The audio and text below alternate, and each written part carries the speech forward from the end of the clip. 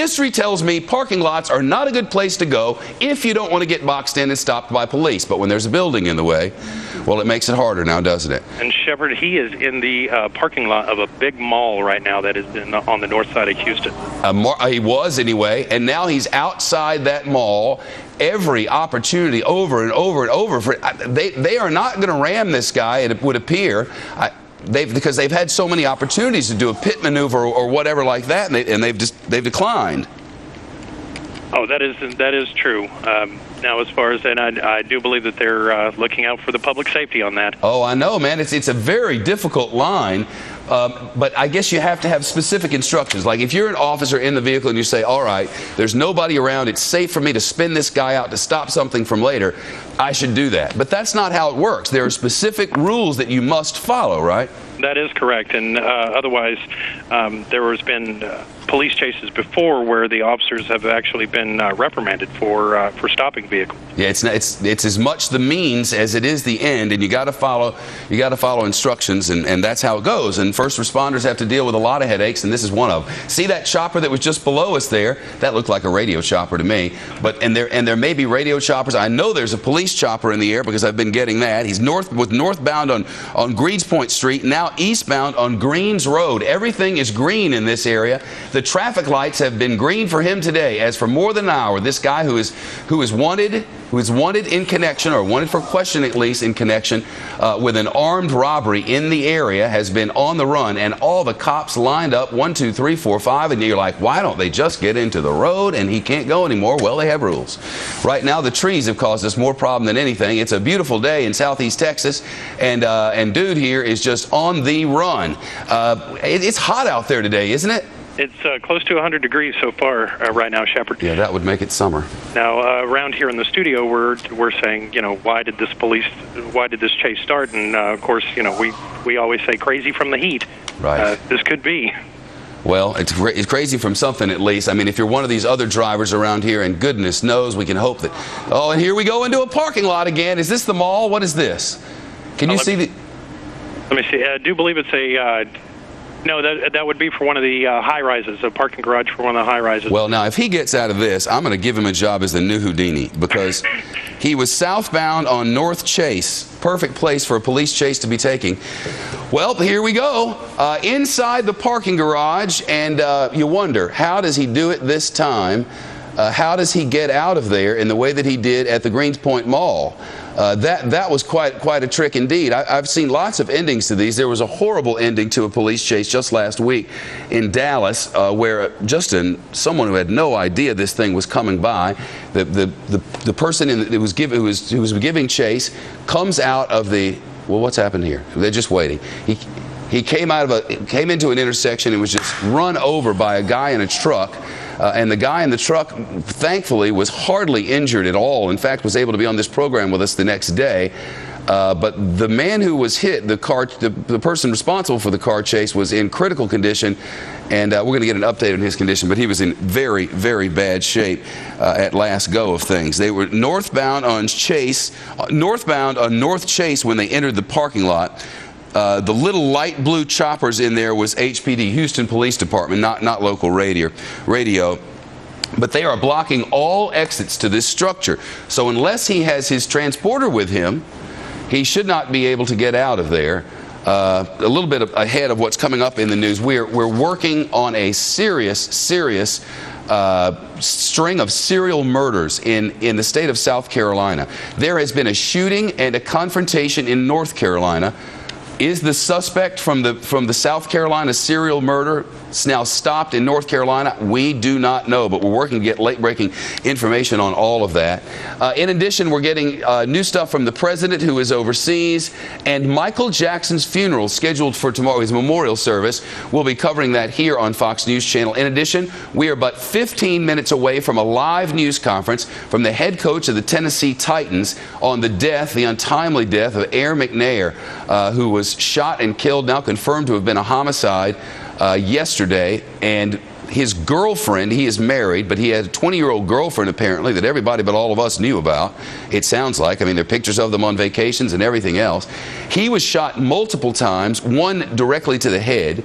She, the 20-year-old girlfriend, was also shot, and now we have been able to confirm that the gun which killed Steve McNair, the former quarterback of the Tennessee Titans professional football team, the gun that killed him was bought by his now 20-year-old girlfriend.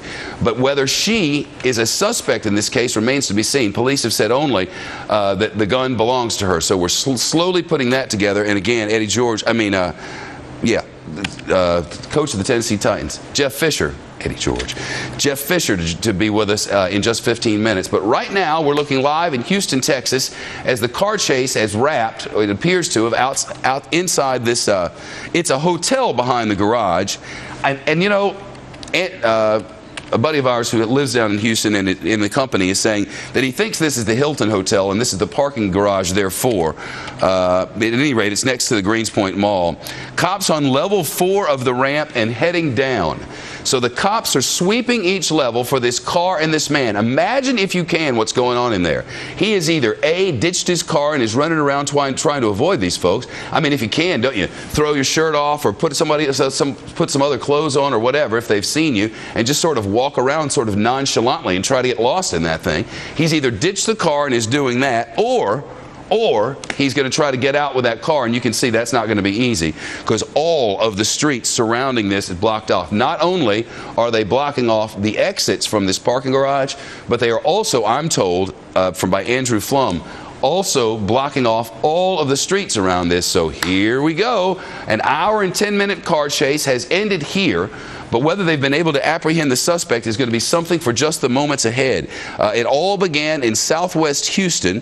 Person was suspected of burglarizing a vehicle at approximately it's been going on now for a little over an hour. Houston police had been keeping their distance for a long time when they were up on elevated and limited access roads, freeways and the like. The driver had made several illegal turns, including U-turns, and I think our U-turn count topped 10 just a few minutes ago, where it was unknown to us in the early going whether this was a male or female, but I'm now led to believe that this is a male. And look at the choppers searching in the parking garage. Looks like one that would hold hundreds of cars to me. I know that's a big mall. Rick Leventhal is watching this from our breaking news newsroom downstairs. And Rick, I guess it's just stand off and wait here. Yeah, and we've seen this before, Shepard, where people who are being pursued will drive into garages in part to throw off the helicopters that are following them. But in this case, there were dozens of police cars close on his tail. So it would be hard to believe that he could evade all of those cops who, in some cases, followed him into the garage. But clearly, and that officer has his weapon drawn. There may be something going on right there around the corner that we can't see. Well, I get the sense that they were up here on this roof, and we're hoping that maybe now police have this guy surrounded. The thinking was, what do? You got a couple options. You stay with your car, and they clearly know what your car looks like, or you ditch the car. He's got somebody. Or you ditch the car and you take off running, and it appears that this guy ditched the car, took off running, and is now on the ground. Yeah. I can only assume that this is the man, but he's waving to the helicopter for the helicopter to zoom and focus. And the dude is now on the ground and appears to be apprehended, but this officer needs assistance, and here comes assistance, including that of a canine, which is coming up very close to keep man who ran from cops for an hour from doing anything negative to man from whom he was running. And now we're waiting to see what exactly will happen as the chase has wound down, and now they're waiting for some help. I mean, I'm quite confident one officer does not want to try to bring this guy into the waiting patrol car by himself if he doesn't have to. After all, it feels kind of like half of HPD was chasing this thing. So you got to figure they're all rushing up there to help right now. We want to see the end of this at least, them get him and haul him away. As I mentioned, he was wanted for potentially burglarizing a vehicle in the early going here. And he fled on foot. And you see above, see that satellite dish there? See up above? I'm told that he jumped off the roof. That he jumped off that. Now, Jessica Shedding, my stage manager, who many of you know, saw that happen, and so did some people down in our newsroom, and I just missed it. But he got up on top of that next level. Jessica, is that how you saw it? Yeah, he was above. Yeah, he jumped off. And he jumped off. All right. Well, it appears that he's now in custody. And as we watch this thing wrap up, and I do want to watch it until we hit to the commercial break, but as we watch this, I will tell you that we are going to South Carolina for brand new information on a serial killer.